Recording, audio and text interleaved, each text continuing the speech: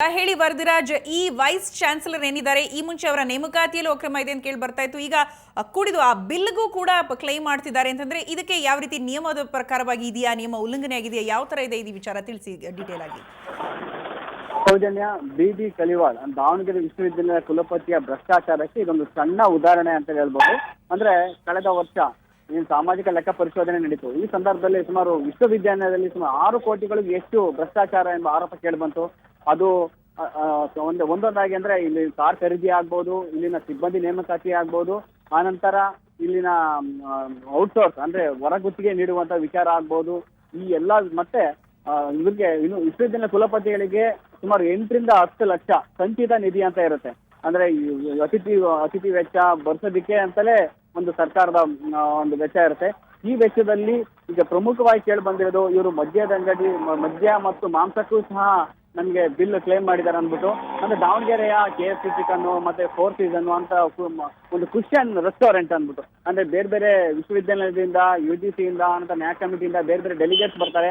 ಇಂತ ಬಂದ ಸಂದರ್ಭದಲ್ಲಿ ಇವರು ಸರ್ಕಾರಿ ವೆಚ್ಚದಲ್ಲಿ ಅವರಿಗೆ ಗುಂಡು ಪಾರ್ಟಿಯನ್ನ ಕೊಡುವಂತ ಕೆಲಸವನ್ನ ಮಾಡಿದ್ದಾರೆ.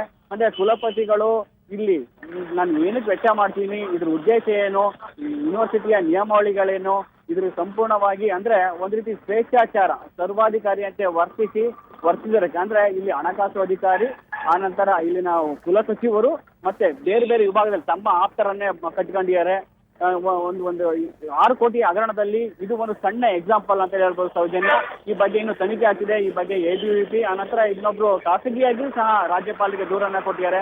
ಅಂದ್ರೆ ಈ ದೂರನ್ನ ಕೊಟ್ಟಾದ್ಮೇಲೆ ಉನ್ನತ ಶಿಕ್ಷಣ ಸಚಿವರು ದಾವಣಗೆರೆ ವಿಶ್ವವಿದ್ಯಾಲಯಕ್ಕೆ ಆಗಮಿಸಿದ ಸಂದರ್ಭದಲ್ಲಿ ಈ ಬಗ್ಗೆ ಒಂದು ಚಕಾರನೂ ಸಹ ಎತ್ತಿಲ್ಲ. ಈ ಬಗ್ಗೆ ಒಂದು ತನಿಖೆಯನ್ನ ಮಾಡ್ತೀನಿ, ಏನೇನಿದೆ ಅನ್ನೋದ್ರ ಬಗ್ಗೆನೂ ಸಹ ಅವರು ಪ್ರಸ್ತಾಪವನ್ನ ಮಾಡಿಲ್ಲ. ಅಂದ್ರೆ ಇಲ್ಲಿ ಸರ್ಕಾರನೇ ಈ ಎಲ್ಲಾ ಕುಮ್ಮಕ್ಕಗಳಿಗೆ ಒಂದು ಬೆಂಬಲ ಕೊಡ್ತಿದೆ ಅಂತಲೇ ಹೇಳ್ಬೋದು. ಈ ಬಗ್ಗೆ ಸಂಪೂರ್ಣವಾಗಿ ತನಿಖೆ ಆಗ್ಬೇಕು. ತನಿಖೆಯಾಗಿ ಕುಲಪತಿಗಳು ಅಂದ್ರೆ ಒಬ್ಬ ಮಾದರಿ ಕುಲಪತಿಗಳು ವಿಶ್ವವಿದ್ಯಾಲಯದ ಹಣಕಾಸು ಯಾವ ಉದ್ದೇಶಕ್ಕೆ ಇರುತ್ತೆ, ಏನಕ್ಕೆ ಇರುತ್ತೆ, ಇವನ್ನೆಲ್ಲವನ್ನು ಸಹ ತಿಳ್ಕೊಂಡು ಖರ್ಚು ಮಾಡ್ಬೇಕಾಯ್ತು. ನಾವ್ ಈ ಬಗ್ಗೆ ಮದ್ಯದ ಅಂದ್ರೆ ಈ ಮದ್ಯ ಈ ವಿಚಾರಕ್ಕೆ ನೀವು ವಿನಿಯೋಗಿಸ್ತೀರಂತ ನಾವು ಈ ಬಗ್ಗೆ ಅವ್ರು ನೇರವಾಗಿ ಪ್ರಶ್ನೆ ಕೇಳಿದಾಗ ಅವ್ರು ಹೇಳಿದ್ದೊಂದು, ಅಂದ್ರೆ ಇಲ್ಲಿ ವಿಶ್ವವಿದ್ಯಾಲಯದ ಆವರಣಕ್ಕಾಗ್ಬೋದು, ಆನಂತರ ಬೇರೆ ಬೇರೆ ನಾನು ಬೆಂಗಳೂರಿಗೆ ಹೋಗ್ತಾ ಇರ್ತೀನಿ, ಇಲ್ಲಿ ಬೇರೆ ಬೇರೆ ವಿಶ್ವವಿದ್ಯಾಲಯ ಡೆಲಿಗೇಟ್ಸ್ ಎಲ್ಲ ಬರ್ತಾ ಇರ್ತಾರೆ. ಇವಾಗ ಕಾಮನ್ ಆಗಿದೆ ಅಂತ ಹೇಳ್ತಾ ಇರೋದು. ಅಂದ್ರೆ ಪಾರ್ಟಿಯನ್ನ ಕೊಡಿಸ್ಬೇಕಾಗುತ್ತೆ, ಅವ್ರಿಗೆ ಮದ್ಯವನ್ನು ಕೊಡಿಸ್ಬೇಕಾಗುತ್ತೆ, ಮಾಂಸವನ್ನು ತಿನ್ನಿಸ್ಬೇಕಾಗುತ್ತೆ. ಈ ರೀತಿ ಅದು ಕಾಮನ್ ಆಗಿ ಅದನ್ನೆಲ್ಲದನ್ನು ನಾವು ಹೊರಗೆ ಬಿಚ್ಚಿಡಕ್ ಆಗೋದಿಲ್ಲ ಅಂದ್ಬಿಟ್ಟು ಅವರು ತಮ್ಮ ವಾದವನ್ನ ಸಮರ್ಥನೆ ಮಾಡ್ಕೊಂತಾರೆ ಸೌಜನ್ಯ. ಏನು ವರದರಾಜ್, ಈ ಕುಲಪತಿಗಳಿಗೆ ನಿಯಮ ಅಂದ್ರೆ ಈ ರೀತಿ ಮದ್ಯಪಾನ ಮಾಡಿದಿರ್ಬೋದು ಅಥವಾ ಮಾಂಸದ ಊಟದಿರ್ಬೋದು, ಅಂದ್ರೆ ಇದಕ್ಕೆಲ್ಲ ಕ್ಲೈಮ್ ಮಾಡೋ ಹಾಗಿಲ್ಲ, ಎಸ್ಪೆಷಲಿ ಮದ್ಯದನ್ನ ಕ್ಲೈಮ್ ಮಾಡೋ ಹಾಗಿಲ್ಲ ಅನ್ನೋದ್ರ ಬಗ್ಗೆ ನಿಯಮವೇ ಗೊತ್ತಿಲ್ವಂತ ಹೇಗೆ? ಅಂದ್ರೆ ಸಾರ್ವಜನಿಕ ಪಾರದರ್ಶಕ ನಿಯಮಾವಳಿಯನ್ನ ಸಂಪೂರ್ಣವಾಗಿ ಉಲ್ಲಂಘನೆ ಮಾಡಿರೋ ಸ್ಪಷ್ಟವಾಗಿದೆ. ಇದನ್ನೇ ಆಡಿಟ್ ಅಲ್ಲಿ ಇದನ್ನೇ ಅಬ್ಜೆಕ್ಷನ್ ಮಾಡಿದ್ದಾರೆ. ನೀವು ಈ ವೆಚ್ಚವನ್ನ ಹೇಗೆ ಬರ್ಸಿದ್ರಿ ಅಂತ.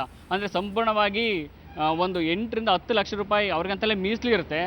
ಇದರಲ್ಲಿ ಇವರು ಅವ್ರಿಗೆ ಬಂದಂಥ ಡೆಲಿಗೇಟ್ಸ್ಗೆ ನಾವು ಮಾಂಸ ಮತ್ತು ಮದ್ಯ ಇತರೆ ಇವುಗಳನ್ನು ನಾವು ಪೂರೈಕೆ ಮಾಡಿದ ಅಂದ್ಬಿಟ್ಟು ಬಿಲ್ಲನ್ನು ಕ್ಲೇಮ್ ಮಾಡಿದ್ದಾರೆ.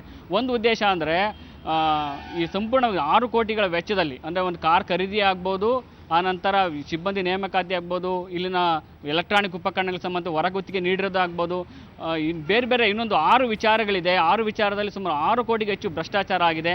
ಅದರಲ್ಲಿ ಒಂದು ಬಿಲ್ಗಳನ್ನು ಇವರು ಅರಾತುರಿಯಲ್ಲಿ ಹೊಂದಿಸೋದ್ರಲ್ಲಿ ಇವರು ಮದ್ಯದ ಅಂಗಡಿ ಬಿಲ್ನೂ ಸಹ ಸೇರಿಸಿದ್ದಾರೆ. ಇದಕ್ಕೆ ಅಲ್ಲಿನ ಹಣಕಾಸು ಅಧಿಕಾರಿನೇ ಅದಕ್ಕೆ ಸೈನ್ ಹಾಕಿದ್ದಾರೆ. ಯಾಕೆಂದರೆ ಹಣಕಾಸು ಅಧಿಕಾರಿಗಳಾದ ಕುಲಸಚಿವರಾಗ್ಬಿಟ್ಟು VC ಅವರು ಹೇಳಿದ ಮೇಲೆ ಸೈನ್ ಹಾಕಲೇಬೇಕು.